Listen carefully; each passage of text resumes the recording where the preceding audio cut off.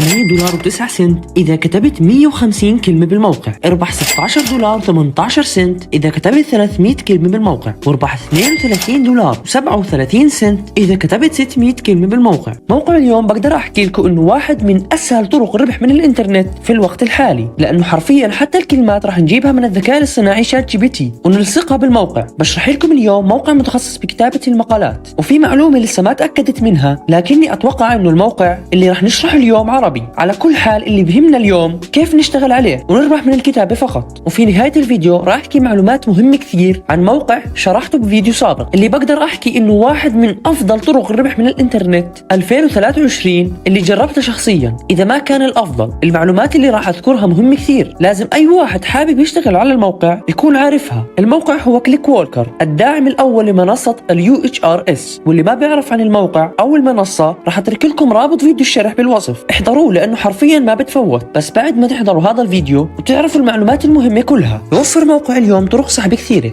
عندك فودافون كاش وباي بال وويسترن يونيون، وفي كمان لاخواننا في مصر البريد المصري، وعندك اتصالات كاش، وعندك سحب عن طريق عملة USDT الرقمية. اسم الموقع هو أموالي، بترك لكم رابط مباشر بالوصف. زي ما انتم شايفين واجهة الموقع سهل كثير، كل اللي لازم تسويه عشان تفتح حساب تكبس على تسجيل. عندك بالموقع عدة طرق للتسجيل، يا بتضيف اسمك والبريد الإلكتروني وكلمة المرور وتأكيد كلمة المرور، وتضغط صح وتكبس سجل الآن، وراح تجيك رسالة تأكيد على حسابك اللي اضفته. اضغط على التحقق من عنوان البريد الإلكتروني، أو بتسجل عن طريق حسابك الفيسبوك أو التويتر أو حساب جوجل الشخصي. بمجرد ما تسجل راح يدخلك على وحدة التحكم، بتلاقي بهاي الصفحة شروط وقواعد الموقع لازم تتبعها عشان ما يجيك حظر على حسابك الشخصي.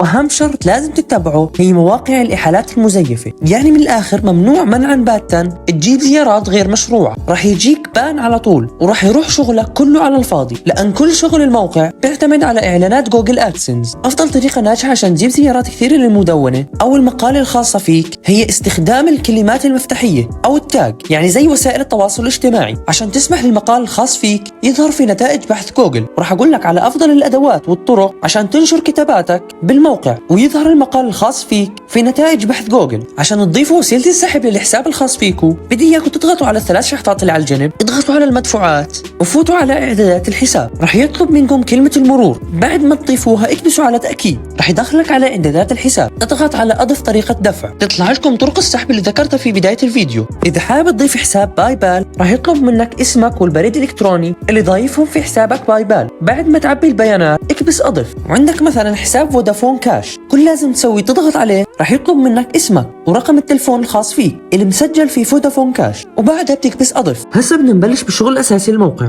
ركزوا معي عشان في معلومات مهمة لازم تتبعوها في الموقع. بتروحوا مباشرة على إنشاء مقالة، وزي ما قلت لكم إن شاء الله راح أقول لكم كيف تسووا مقالة مميزة تنقبل بالموقع وتظهر في محركات البحث كثير عشان نضمن الربح من الزيارات. بالبداية بقدم لك الموقع مثال على المقالة المثالية، تقدر تقرأها عشان تاخذ أفكار ممتازة من نفس الموقع. وإذا دخلنا عليها، أول إشي بنلاحظه بالمقالة إنها مقالة كبير كثير. بيقول لك الموقع عشان تعتبر مقالة مثالية لازم تكون عدد الكلمات في المقال لا يقل عن 400 كلمة ولا يزيد عن 700 كلمة، يعني بالمتوسط 600 كلمة مناسب. لما تبلش تعمل مقال، أول إشي لازم تسويه تروح على الأقسام. إذا ضغطت عليه راح تلاقي كمية أقسام كبير كثير، تقدر تختار اللي بيناسبك. وعندك من الأمثلة على الأقسام نصائح وثقافة، كلمات أغاني، سؤال وجواب، مراجعات أجهزة، برامج، ألعاب، الربح من الإنترنت، قصص رعب، روايات. عندك أقسام كثير بتقدر تختار منها. اختار المجال اللي بتفهم فيه وحابب تعمل عنه مقالة. مثلا أنا المجال اللي حابب أعمل عنه مقالة الربح من الإنترنت. بعد ما تختار القسم المناسب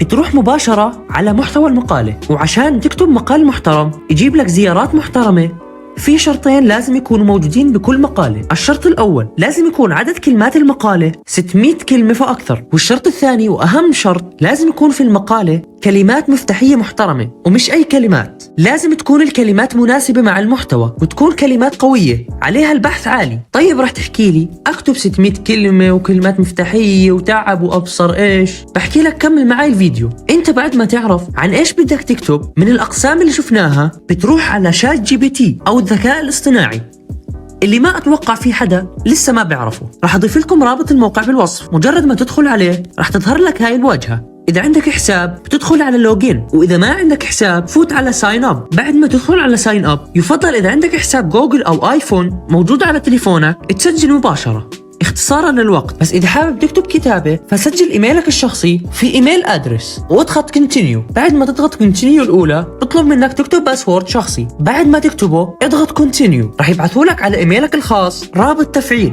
اضغط عليه. بمجرد ما تفعل الحساب تكتب اسمك وبعدين تاريخ الميلاد، بعدها بتضغط اجري، وبعدها رح يجيك اختبار روبوتات بسيط. اضغط على ابدأ اللغز. مثلا هون بطلب منك انك توجه الكرسي بالاتجاه اللي بتشير له الايد. رح يقدموا لك 3 صور. بعد ما تخلص اختبار الروبوتات رح تفتح لك شات مع الذكاء الاصطناعي، وهون حرفيا بتقدر انك تطلب منه اي شيء بدك اياه. مثلا انا طلبت من الذكاء الاصطناعي انه ينشئ لي مقال عن مجالات الربح من الانترنت مكون من 600 كلمة، وبيحتوي على كلمات مفتاحية عن الربح من الانترنت. وزي ما انتم شايفين بمجرد اني طلبته كتب لي مقال كامل عن المحتوى اللي طلبته اياه. وكمان عشان ما تغلب حالك كاتب لك عنوان للمقال. مثلا هو كاتب مجالات الربح من الانترنت، استكشف فرص الدخل عبر الويب. تنسخ كل اللي كتبه وبتلصقه بمحتوى المقالة.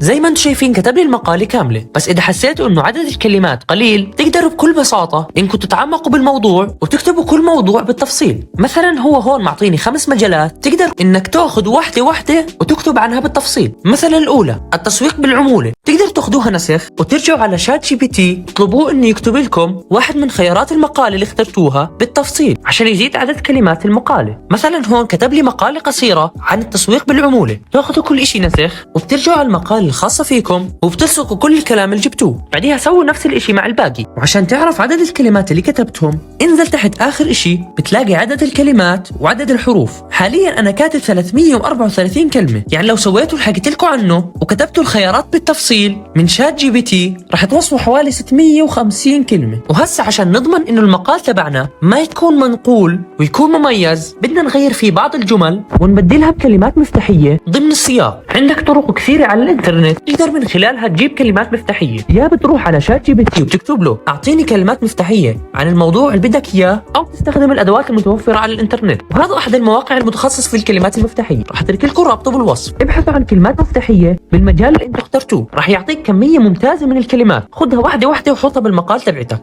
مثلا ناخذ الأولى ونرجع المقال تبعتنا ونضيف الكلمات المفتاحية بحيث تكون مناسبة للسياق. زي هنا بيقول لك في العصر التكنولوجي الحديث أصبح الإنترنت مصدرا مهما لتحقيق الدخل الإضافي وتحقيق الربح. تقدر تشطب كل هالكلمات وتكتب جملة من عندك مع الكلمة المفتاحية اللي اخترتها. زي ما انتم شايفين بدلتها بالجملة التالية مع إضافة الكلمة المفتاحية. أصبح الربح من الإنترنت من أفضل المجالات في الوقت الحالي بكل بساطة. فأنتوا اللي لازم تسووه تاخذوا الكلمات المفتاحية وتضيفوها للمقال الخاص فيكم مع تغيير بسيط في الجملة عشان تكون فريدة. وعشان توضحوا الكلمات المفتاحية كل اللي لازم تسووه إنكم تحددوا على الكلمة تضغطوا إشارة بي، راح توضح معكم الكلمة المفتاحية ويتركز عليها. هسا الإشي الوحيد اللي ناقص المقالة عشان تكون مقالة احترافية الصور. وعشان نجيب صور مجانية جودتها عالية واحترافية بدي اياكم تيجوا على هذا الموقع، راح اترك لكم رابطه بالوصف. كل اللي عليكم تسووه انكم تكتبوا بالبحث نوع الصورة اللي انتم بدكم اياها. مثلا انا كتبت ماني، زي ما انتم شايفين راح يجيب لكم صور احترافية. وطبعا اكيد اياكم تجيبوا اي صورة من جوجل، لان معظم صور جوجل عليها حقوق طبع ونشر، فممكن تنحظر المقالة من عندك. فحاول تجيب صور من مواقع بتقدم لك الصور مجانا زي هذا الموقع مثلا.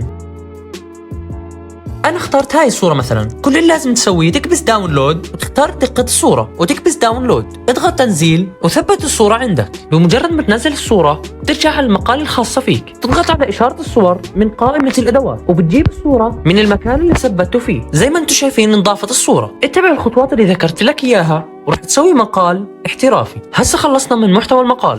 باقي بعض الامور البسيطه زي الصوره المميزه او الصوره المصغره. بتجيب الصوره من نفس المكان اللي جبت فيه الصوره اللي حطيتها في المحتوى. وعندك العنوان، يا بتاخذ العنوان اللي اعطاك اياه شات جي بي تي نفسه، او اذا ما عجبك تطلب من شات جي بي تي انه يعطيك عناوين من نفس المجال اللي اخترته. مثلا انا اخترت هذا العنوان. وعندك نبذه مختصره للمقال، تقدر تاخذ العنوان وتختصره لجمله اقصر زي هيك مثلا. وعندك اخر اشي واهم اشي لازم انك ما تنساه اللي هو التاج. والتاج هم نفس الكلمات اللي بحثت عنهم، تاخذهم كوبي وبتلصقهم بالتاج بعدها بتضغط نشر، وزي ما انتم شايفين بعد ما نشرنا المقالة راح يتم مراجعتها، تقعد فترة بسيطة قبل ما تنقبل طالما انك كتبت المقالة بالطريقة الصحيحة. وهسه بعد ما انشأنا مقالة وتأكدنا انها انبعثت، ضايل بعض الامور اللي لازم اشرحها. اذا رحت على الثلاث شحطات اللي على الجنب في ايقونتين هون مهمة. عندك الحملات اللي هي الترويج المدفوع، يعني بتقدر تنشر مقالاتك للناس كإعلان، وطبعا هذا راح يساعد كثير انه مقالك يوصل لاكبر عدد من الناس، بس زي ما قلت مصاري يعني مدفوع. وعندك دعوة، والدعوات هي الإحالات اللي راح تيجي عن طريق الرابط الخاص فيك. وطبعا الإحالات مهمة كثير، إذا قدرت إنك تجيب ناس تشتغل عن طريق الرابط الخاص فيك فممتاز، لأنه إذا نزل واحد من الأشخاص اللي دخل عن طريق الرابط الخاص فيك مقالة وانقبل وبلش يربح منه، راح تاخذ نسبة من الأرباح. طبعا عشان تلاقي الرابط الخاص فيك فوت على أدعي صديقا، راح تلاقي الرابط الخاص فيك هون، خذه وانشره في كل محل. وطبعا طريقة احتساب الأرباح في الموقع تعتمد على CPM، ومعنى CPM هو الربح من كل 1000 زيارة. بيقول لك هون على كل 1000 زيارة من أشخاص من الولايات المتحدة راح تربح $8، ومن كندا $7.80. وعندك كمان في مصر والأردن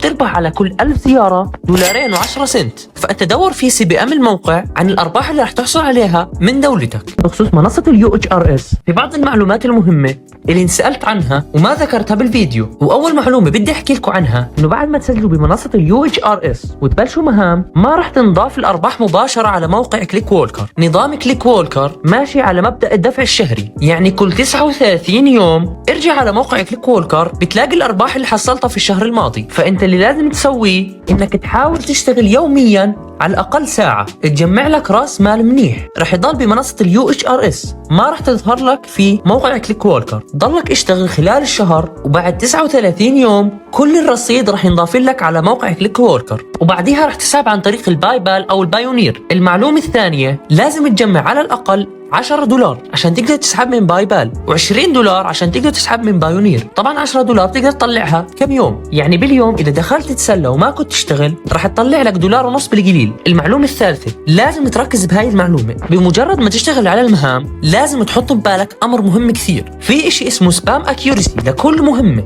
لازم تلتزم بحد 70% وفوق، لأنه إذا نزلت عن 70% راح يجيك بان مؤقت مباشرة، والبان المؤقت بيكون مدته يوم واحد. هسا ايش هو سبام اكيوريسي؟ سبام اكيوريسي هو دقة الاستطلاعات الخاصة فيك.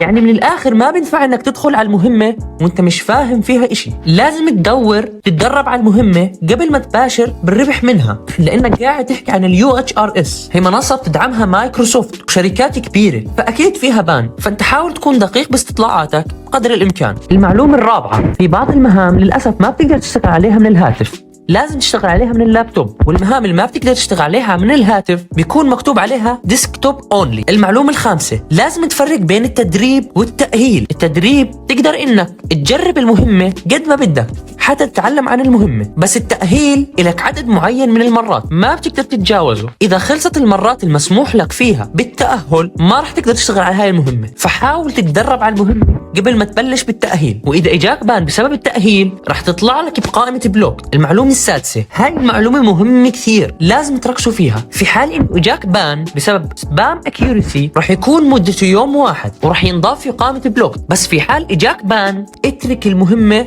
لمدة 16 يوم، لأنه مجرد ما إجاك بان مؤقت بعد مباشرة راح يصيروا يتابعوا لك، فإذا أخطأت كمان مرة راح يعطوك بان دائم على هاي المهمة. بس إذا تركت المهمة بالأسبوع ل 16 يوم راح ترجع المهمة زي كأنك ما اشتغلت عليها وتشتغل عليها طبيعي من أول. المعلومة السابعة، عدد الهيد اللي ظاهرت لك في المهمة مش دائما بتكون صحيحة، يعني مرات بتكون عندك 0 بتفتح عادي، ومرات بتكون في بالمهمة هيتس بس ما بتفتح، بيعطيك إنه المهمة غير متوفرة. وبالنهاية شكرا لكل اللي تابعني، لا تنسى تدعمني بلايك وسبسكرايب حتى أفعل الربح بسرعة. أستمر. سلام.